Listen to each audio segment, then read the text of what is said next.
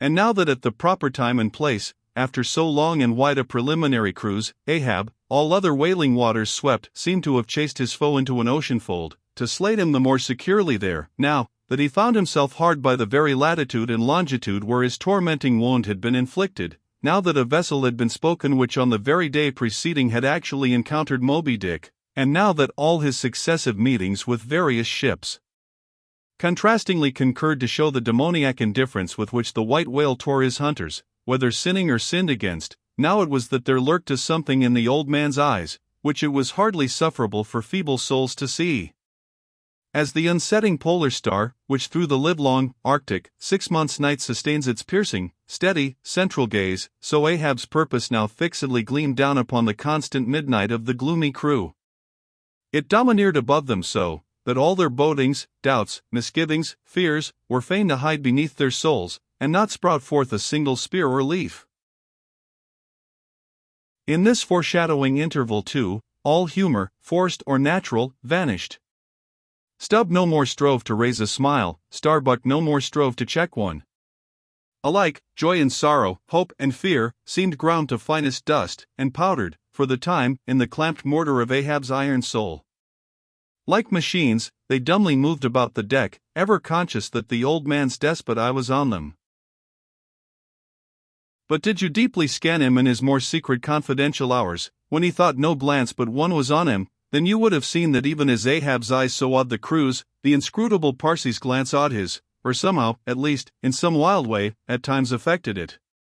Such an added, gliding strangeness began to invest the thin Fedallah now, such ceaseless shudderings shook him, that the men looked dubious at him, half uncertain, as it seemed, whether indeed he were a mortal substance, or else a tremulous shadow cast upon the deck by some unseen being's body.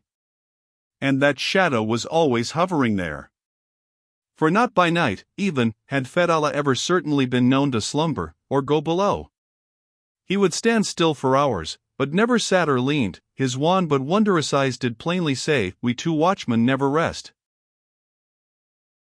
Nor, at any time, by night or day could the mariners now step upon the deck, unless Ahab was before them, either standing in his pivot hole, or exactly pacing the planks between two undeviating limits, the mainmast and the mizzen, or else they saw him standing in the cabin scuttle, his living foot advanced upon the deck, as if to step, his hat slouched heavily over his eyes, so that however motionless he stood, however the days and nights were added on, that he had not swung in his hammock, yet.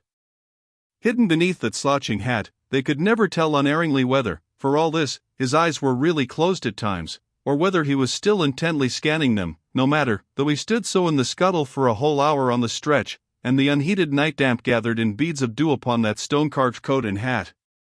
The clothes that the night had wet, the next day's sunshine dried upon him, and so, day after day, and night after night, he went no more beneath the planks. Whatever he wanted from the cabin, that thing he sent for.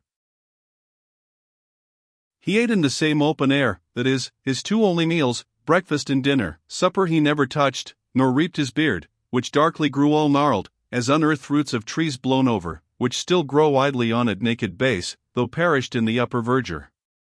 But though his whole life was now become one watch on deck, and though the Parsi's mystic watch was without intermission as his own, yet these two never seemed to speak one man to the other, unless at long intervals some passing unmomentous matter made it necessary. Though such a potent spell seemed secretly to join the twain, openly, and to the awestruck crew, they seemed pole-like asunder. If by day they chanced to speak one word, by night, dumb men were both, so far as concerned the slightest verbal interchange. At times, for longest hours, without a single hail, they stood far parted in the starlight, Ahab in his scuttle, the Parsi by the mainmast, but still fixedly gazing upon each other, as if in the Parsi Ahab saw his forethrown shadow, in Ahab the Parsi his abandoned substance. And yet, somehow, did Ahab in his own proper self, as daily, hourly, and every instant, commandingly revealed to his subordinates, Ahab seemed an independent lord, the Parsi but his slave. Still again both seemed yoked together, and an unseen tyrant driving them, the lean shade sighting the solid rib. For be this Parsi what he may, all rib and keel was solid Ahab.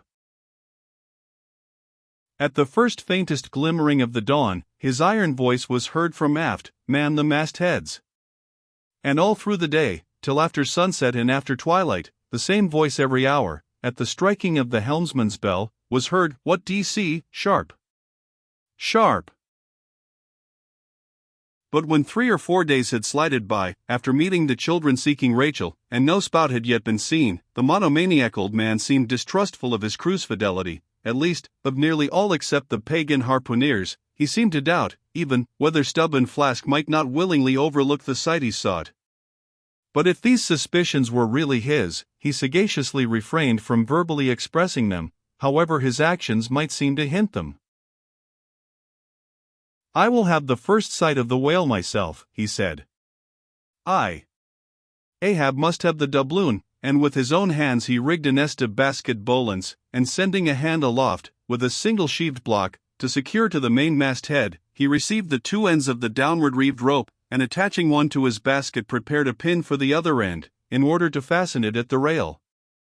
This done, with that end yet in his hand and standing beside the pin, he looked round upon his crew, sweeping from one to the other, pausing his glance long upon Dago, Queequeg, Tashtego, but shunning Fedallah, and then settling his firm relying eye upon the chief mate, said, "Take the rope, sir, I give it into thy hands, Starbuck." Then arranging his person in the basket, he gave the word for them to hoist him to his perch, Starbuck being the one who secured the rope at last, and afterwards stood near it. And thus, with one hand clinging round the royal mast, Ahab gazed abroad upon the sea for miles and miles, ahead, astern, this side, and that, within the wide expanded circle commanded at so great a height. When in working with his hands at some lofty almost isolated place in the rigging, which chances to afford no foothold, the sailor at sea is hoisted up to that spot, and sustained there by the rope. Under these circumstances, its fastened end on deck is always given in strict charge to some one man who has the special watch of it.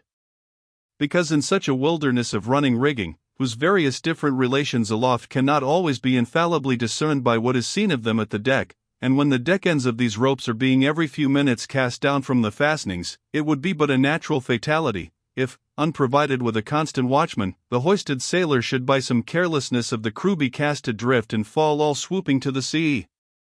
So Ahab's proceedings in this matter were not unusual. The only strange thing about them seemed to be that Starbuck, almost the one only man who had ever ventured to oppose him with anything in the slightest degree approaching to decision, one of those two, whose faithfulness on the lookout he had seemed to doubt somewhat, it was strange that this was the very man he should select for his watchman, freely giving his whole life into such an otherwise distrusted person's hands. Now, the first time Ahab was perched aloft, ere he had been there 10 minutes, one of those red-billed savage seahawks which so often fly incommodiously close round the mastheads of whalemen in these latitudes, one of these birds came wheeling and screaming round his head in a maze of untrackably swift circlings. Then it darted 1,000 feet straight up into the air, then spiralized downwards, and went eddying again round his head. But with his gaze fixed upon the dim and distant horizon, Ahab seemed not to mark this wild bird, nor, indeed, would anyone else have marked it much, it being no uncommon circumstance, only now almost the least heedful I seemed to see some sort of cunning meaning in almost every sight. Your hat, sir," suddenly cried the Sicilian seaman, who being posted at the mizzen-mast head, stood directly behind Ahab, though somewhat lower than his level, and with a deep gulf of air dividing them. But already the sable wing was before the old man's eyes, the long hooked bill at his head. With a scream, the black hawk darted away with his prize. An eagle flew thrice round Tarquin's head, removing his cap to replace it, and thereupon Tanaquil, his wife, declared that Tarquin would be king of Rome. But only by the replacing of the cap was that omen accounted good. Ahab's hat was never restored. The wild hawk flew on and on with it, far in advance of the prow, and at last disappeared, while from the point of that disappearance, a minute black spot was dimly discerned, falling from that vast height into the sea.